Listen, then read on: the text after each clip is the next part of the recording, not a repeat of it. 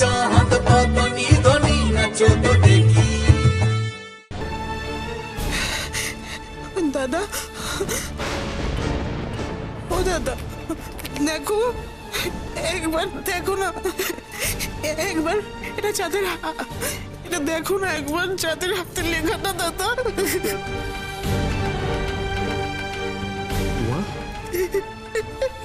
এ তো আমার চাঁদেরই লেখা মুখ।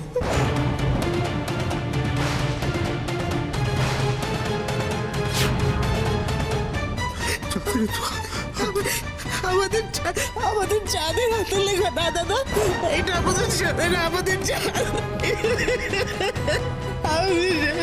দেখি দেখি দেখি,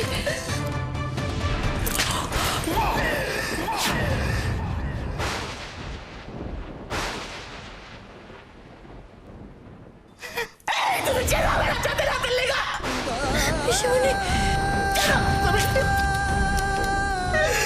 যদি চিনে থাকো তাহলে দেখো, দেখো, এটা আমার চাঁদের হাতে লেখা। এই হাতে লেখা চিনতে আমার ভুল হতে পারে না। তুমি নতুন করে কি দেখবে?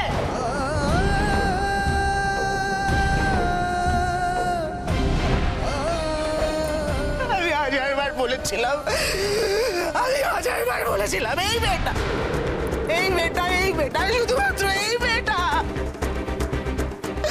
এই মেয়েটা জবে থেকে এই বাড়িতে এসেছে সবকিছু সরকার হয়ে গেছে। শুধুমাত্র এই মেয়েটা দায়ী, শুধুমাত্র এই সোহাগ দায়ী। সবকিছু শেষের ভুলে এই সোহাগ আজকে আমাদের চাঁদের সঙ্গে যা কিছু হচ্ছে সবকিছুর ভুলে এই সোহাগ। এসব কি বলছিস তুই?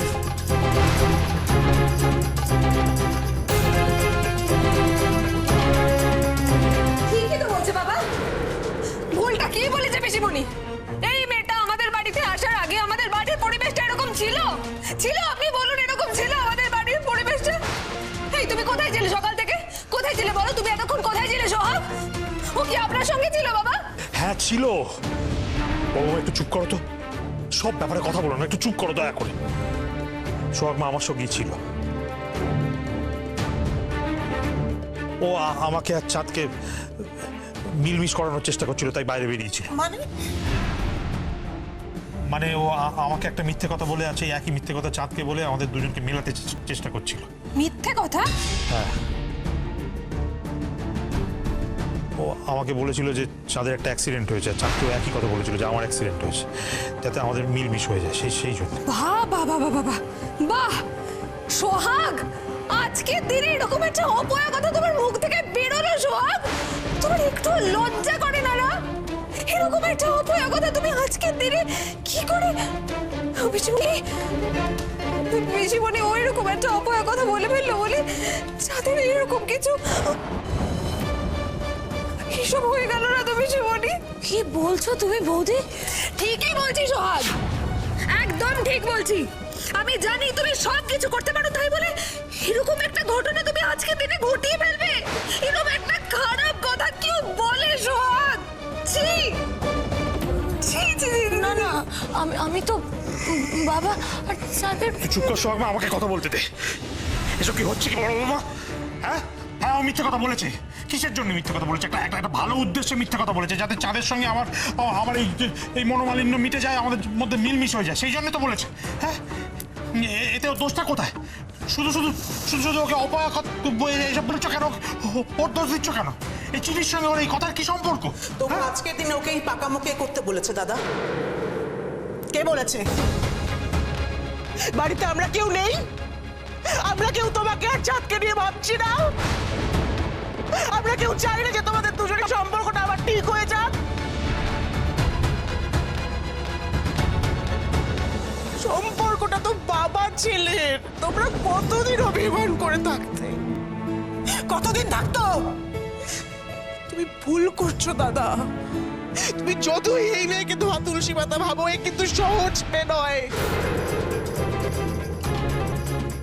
আর ওদের বিয়েটা একটা অপয়া ঘটনা, সব থেকে বড় অপয়া ঘটনা।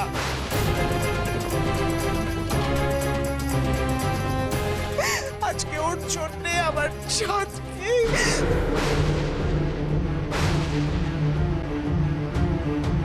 শিমুনি, চুপ, একদম চুপ সোহাগ, চুপ সোহাগ। আর একটা কথাও বলবে না। শোনো সোহাগ, আর যদি আমার ছেলেটা ভালো মন্দ কিছু করে বসে না সোহাগ, তাহলে সেটা কি হবে জানো? Murder, murder. পিসিমণি, আর সেই মার্ডারটা কে করবে জানো? তুমি।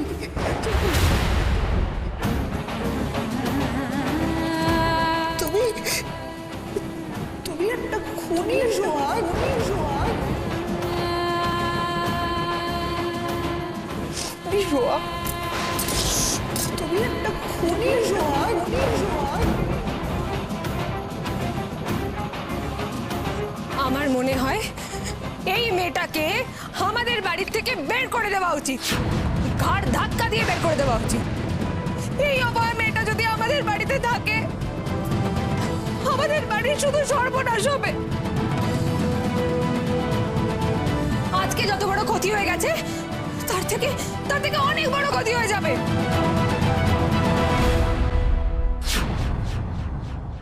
বড় বৌমা,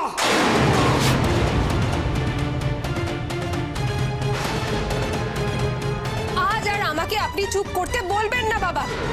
আপনাদের এই ছোট বৌমার প্রতি আপনারা প্রত্যেকে অন্ধ, সেটা আমি জানি, কিন্তু আমি তো অন্ধ নই।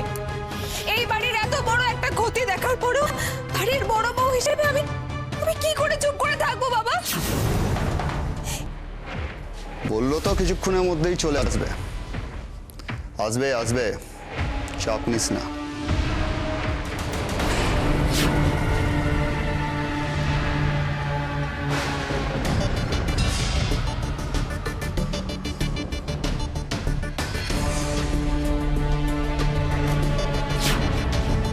জ্ঞান আসেনি তোর? না না, এত সহজে জ্ঞান আছে? ওরা ডোজের ইঞ্জেকশন মারা আছে না?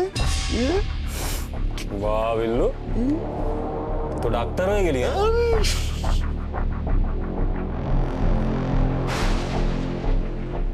অনেকবার বেড়েছিল তোর চাঁদ, অনেক। তবু এতটা কষ্ট দেবো না ভাবিনি। সুযোগ থাকলে মেরেই দিতাম, বিশ্বাস কর। কিন্তু যতদিন না আমার প্ল্যান সফল হবে, ততদিন তো তোকে বাঁচিয়ে রাখতে হবে। আর কয়েকটা দিন একাডেমির জমির পেপারটা আমাকে আগে পেতে হবে, তারপর তোকে পৃথিবী থেকে দূরে সরিয়ে দেব। এখন পুরোই শান্তি।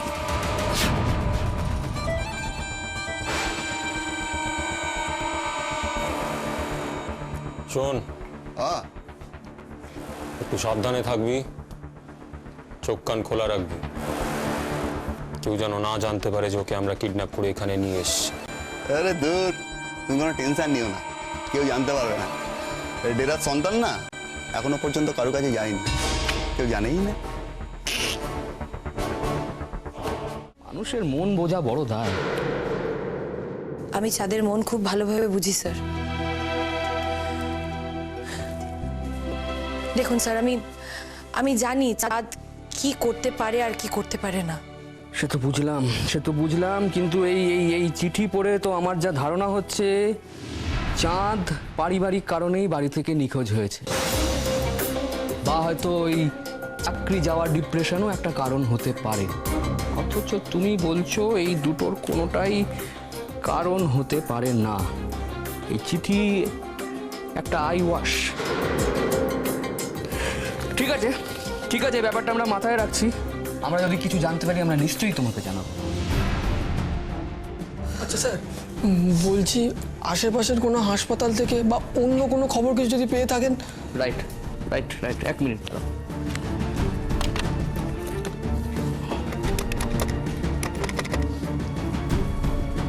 হ্যাঁ হ্যালো, হরিপুর থানা থেকে বলছি, অফিস ইনচার্জ।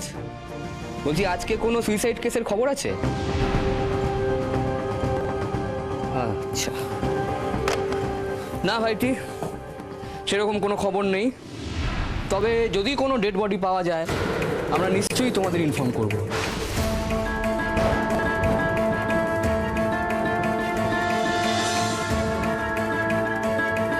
এটা আপনি কি বলছেন স্যার? হ্যাঁ, এটা আপনি কি বলছেন? হ্যাঁ, ডেড বডি, সুইসাইড, কি বলছেন কি আপনি? সরি সরি সোহাগ, আসলে আসলে পুলিশের মুখ তো বেরিয়েই যায়। সরি, কিছু মানে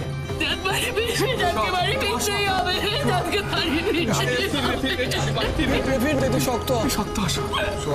sorry. এই এই এই এই- এই এই চিঠিটার ওপর বেস করে সমস্ত কিছু ভাবছি, তো তাই পুরো মাথাটার মধ্যে এখন ইস, আমি তো আপনাকে বললাম স্যার, এই চিঠিটা মিথ্যে। এটা চাঁদের হাতে লেখা চিঠি নয়। স্যার, স্যার আপনি একবার আমার কথাটা বিশ্বাস করুন। আপনি কিন্তু আপনার ইনভেস্টিগেশন এই চিঠিটার ওপর বেস করেই শুরু করতে পারবেন। কি করে পারবো? কি করে এই চিঠির ওপর বেস করে আমি ইনভেস্টিগেশন শুরু করতে পারবো? হ্যাঁ, শুধুমাত্র এই ধারণা দিয়ে যে এই চিঠি চাঁদের হাতের লেখা নয়, আর চাঁদকে তুমি খুব ভালো চেনো, শুধুমাত্র এইটুকু দিয়ে? না,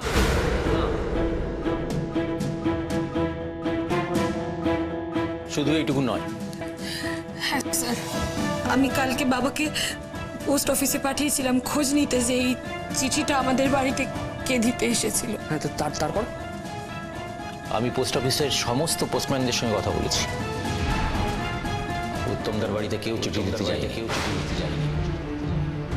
বলছেন? কেউ চিঠি দিতে যায়নি? তাহলে চিঠি দিতে গেল কে?